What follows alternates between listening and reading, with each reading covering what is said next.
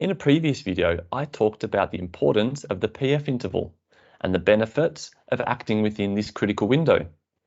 That is, the potential failure and functional failure interval. But how can organisations effectively detect the potential failures before they lead to functional failures? The answer lies within the condition monitoring techniques.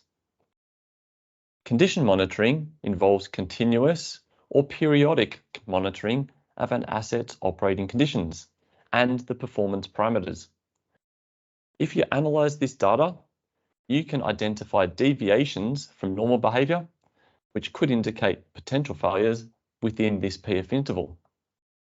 Some of the most common used condition monitoring techniques include vibration analysis, where you can detect imbalances, misalignments, bearing defects, gear mesh issues.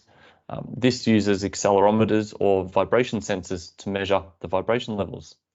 Oil analysis is another popular one, where it measures the viscosity or contamination levels, or we can have a look at the wear particles within the oil, and usually indicates issues with either the lubricant quality or component wear. Thermography uses a thermal imaging camera to detect abnormal temperature patterns.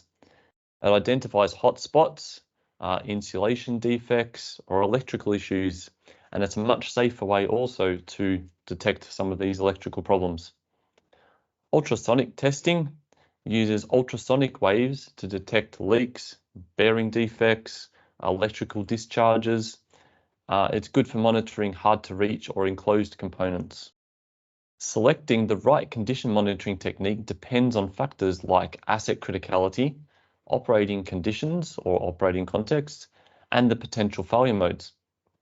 A comprehensive condition monitoring program often uses a combination of techniques to provide an overall view of your asset health.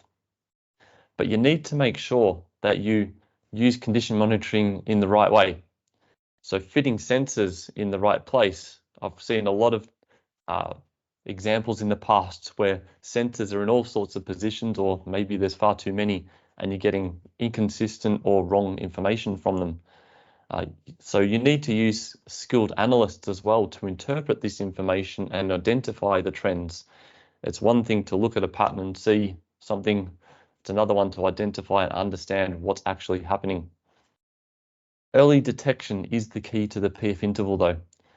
By implementing a robust condition monitoring program, you can stay ahead of these potential failures or functional failures, more importantly, and optimize your maintenance strategy, maximize reliability and availability. So in the next video, I'm going to talk about how we can optimize your maintenance strategy using this PF interval concept. I'll see you there.